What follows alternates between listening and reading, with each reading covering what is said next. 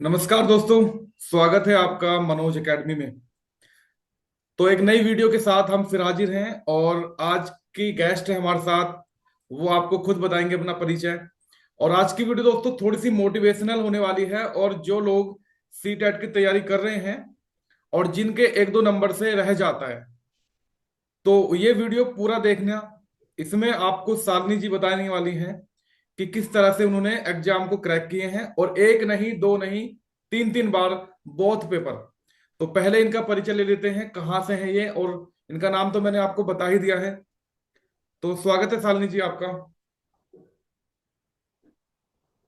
Good morning sir. Very good morning. मेरा नाम Shalini Rawat, from Mathura UP. Okay, तो आपने बीएड किया है या बीटीसी किया आपने? मैंने सर बीएड क्लियर किया है, उसके बाद मैंने तीनों सीटेट क्रैक किए हैं, एक यूपी टेट भी क्रैक किया है, वो भी दोनों पेपर। उसके बाद अब मैं डीएलएड की तैयारी कर रही हूँ। फर्स्ट सेमेस्टर क्लियर है, सेकंड की तैयारी चल रही है। मतलब बीएड करने के बाद आप डीएलएड कर रहे हैं? जी हाँ सर, दोनों मतलब दोनों उसमें जिसमें भी वैकेंसी ज्यादा आएगी, जल्दी आएगी, मैं उसी में ट्राई करूँ। सही है, सही है। तो आपने सेकंड पेपर पास किया पहले, और फर्स्ट भी किया था जिस टाइम बीएड मान्य था, है ना? Yes sir. तो कितने कितने मार्क्स रहे, थोड़ा सा बताएं हमारे दर्शकों को। मैंने पहली बार सीटेट जब क्रैक किया था उसमें मेरे 90 प्लस थे, फोर्थ पेपर में। फिर मैंने दोबारा कोशिश की, मैं इस बार मुझे ज्यादा मार्क्स लाने। दूसरी बार में सर मेरे सेकंड पेपर में 122 थे, और फर्स्ट में मेरे 105 थे। ओके, बहुत बढ़िया। लेकिन आपका जो नेटवर्क है वो रुक गया है बिल्कुल, और आप स्क्रीन पर चिपक गए हैं। अभी सर? हाँ, अभी भी। अब ठीक है, अभी नहीं आई? नो, अभी सही है। यहाँ नेटवर्क इशू। अभी ठीक है? हम्म। कभी कभी हो जाता है सर यहाँ पे। मैं ऊपर हूँ। Okay, okay. तो मैं आपसे पूछना चाह रहा हूं कि जब आपने सी टेट का पेपर क्रैक कर लिया, सेकंड वाला, ठीक है, तो उसमें क्या क्या परेशानी आपको आई? कौन सा सब्जेक्ट आपको ऐसा लगा जिसमें कि ज्यादा पढ़ने की जरूरत पड़ी आपको, या ऐसे कौन से सब्जेक्ट में सबसे कम नंबर आए, वो पूछना चाह रहा हूँ। सर मुझे मतलब मेरी सीडीपी वगैरह सब अच्छी थी। मुझे एसएससी में भी ज्यादा कोशिश नहीं की, मैंने सिर्फ इंग्लिश पे फोकस किया था, क्योंकि मुझे पता था कि इंग्लिश में हो सकता है मेरे मार्क्स कम आए। मैंने इंग्लिश तो पढ़ी थी, लेकिन जो पेडागोजी वगैरह थी सी टेट की इंग्लिश में, उसमें थोड़ी प्रॉब्लम सी लग रही थी, तो मैंने सारा फोकस इंग्लिश पे दिया। ओके, तो आपने फर्स्ट टाइम में पास किए हैं एग्जाम ये? Yes sir. बहुत बढ़िया भाई। अच्छा, जो हमारे दर्शक देख रहे हैं, स्टूडेंट्स देख रहे हैं, तो आप उनको कुछ बताना चाहते हैं कि फर्स्ट टाइम में किस तरह से एग्जाम को क्रैक किया जा सके? सर पहले तो मॉक टेस्ट लगा के देखना चाहिए। फिर उसमें ये देखना चाहिए कि हमारे प्रॉपर मार्क्स किस में आ रहे हैं और कम मार्क्स हमारे किस सब्जेक्ट में है। जिस सब्जेक्ट में हमारे मार्क्स कम है, तो पहले फोकस उस पर कीजिए। मतलब सारी सब्जेक्ट पे तो करना ही है, लेकिन जो हमारी वीक है, जिसमें हमारे मार्क्स कम आ रहे हैं, मॉक टेस्ट लगाओ या मॉडल पेपर लगाओ, उस सब्जेक्ट पे फिर पहले फोकस करना चाहिए। ओके। तो ये तो आपने लास्ट स्टेज का बता दिया। आप ये बताइए कि किस तरह से बच्चों को तैयारी करनी चाहिए स्टार्टिंग से। मान लीजिए बच्चा जीरो है बिल्कुल, अभी उसको कुछ नहीं पता। उसके लिए सर बेसिक से देखना पड़ेगा। जैसे पेडागोजी है, उसमें नहीं पता है कुछ भी, तो उसमें हमको सबसे पहले थ्योरी को देखना पड़ेगा, थ्योरी को समझना पड़ेगा। उसमें रटने से ज्यादा, याद करने से ज्यादा माइंड में समझना होगा। ओके, चीजों को समझ सकेंगे हम, तभी हम आगे कुछ कर सकेंगे। मैंने भी पहले चीजों को समझा था, पहले थ्योरी से समझा था, फिर मॉक टेस्ट से समझा। अच्छा, सी टेट जैसे एग्जाम को देने के लिए कितने दिन पहले से प्रिपरेशन करनी चाहिए? कितने दिन पहले से हमें ये समझ लेना चाहिए कि अब से तैयारी शुरू कर दी जाए? क्योंकि सी टेट आपका एक साल में 2 बार होता है, जुलाई और दिसंबर में। जैसा मिनिमम 3 3 मंथ तो होने चाहिए प्रॉपर तैयारी के लिए। अच्छा, कुछ लोग ऐसा करते हैं, जब एडमिट कार्ड आ जाता है उसके बाद थोड़ी सी तैयारी करने स्टार्ट करते हैं। लगभग 5% स्टूडेंट ऐसे होते हैं, और बाद में जो है उनके नंबर आते नहीं है। तो उनके लिए क्या कहना चाहते हो?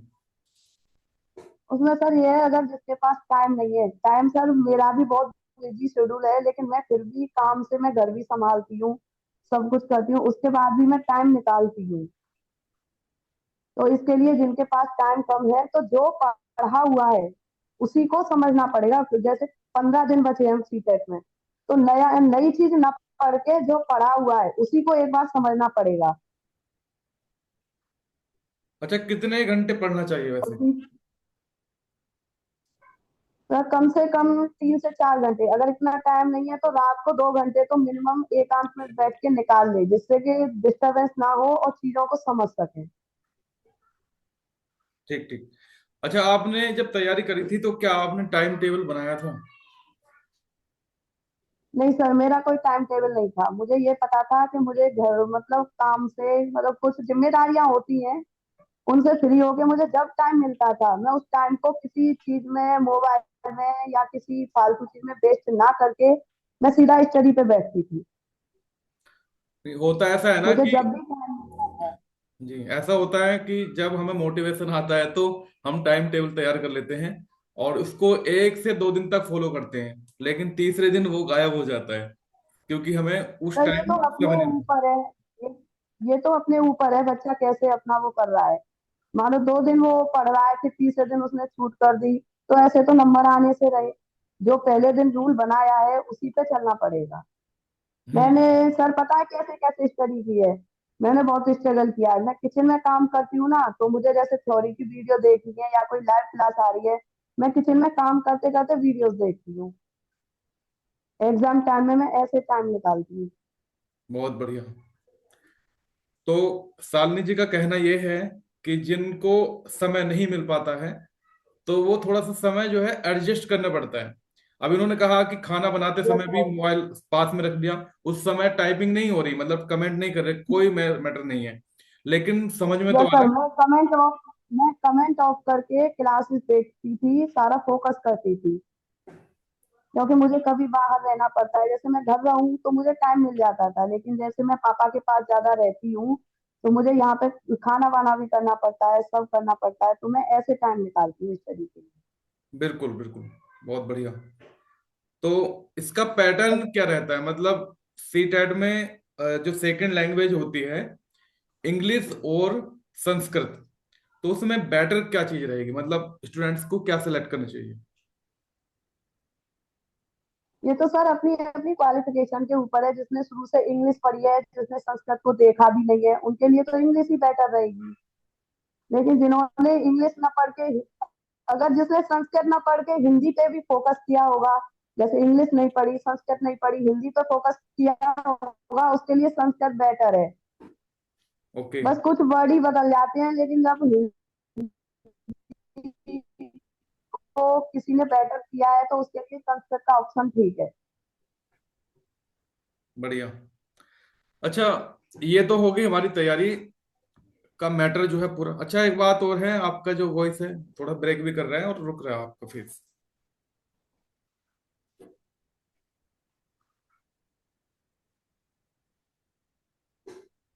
ठीक ठीक, अभी सही है। अभी रुक रहा है सर। ना ना, अभी सही है।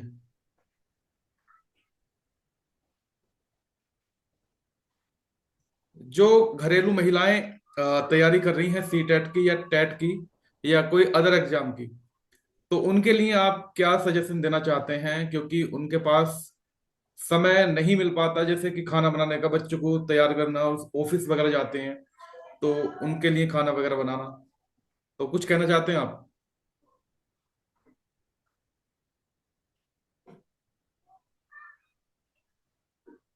सर मैं यही कहूंगी, मैं मानती हूँ है इसमें, लेकिन जैसे खाना पीना हो गया, सब हो गया, सब चले गए, उसके बाद टाइम मिलता है तो उसको फालतू में ना बैठ के थोड़ी देर मतलब मोबाइल में फालतू चीजें ना देख के अगर थोड़ा स्टडी पे फोकस किया जाए, या रात को जब सब सो जाए तब 2 घंटे का टाइम निकालें, उसमें हो जाएगा। ठीक। अच्छा, कुछ लोग कहते हैं कि मोबाइल देखते रहते हो हमेशा, तो क्या मोबाइल से दूरी बनानी चाहिए, मोबाइल से भी पढ़ाई हो सकती है?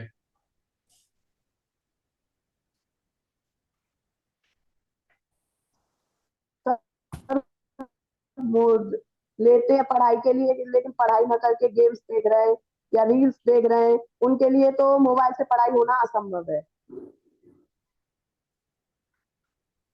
लेकिन कुछ यूज के लिए ले रहे हैं कि ना गेम्स ना कुछ, कि हमको स्टडी से ही बस मतलब है, उनके लिए मोबाइल से भी पढ़ाई करना बहुत आसान है। मैंने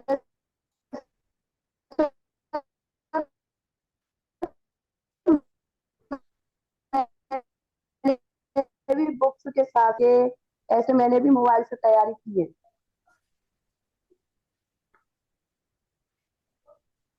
मैं वीडियो रिकॉर्ड कर रहा हूँ, बंद कर रहा हूँ एक बार।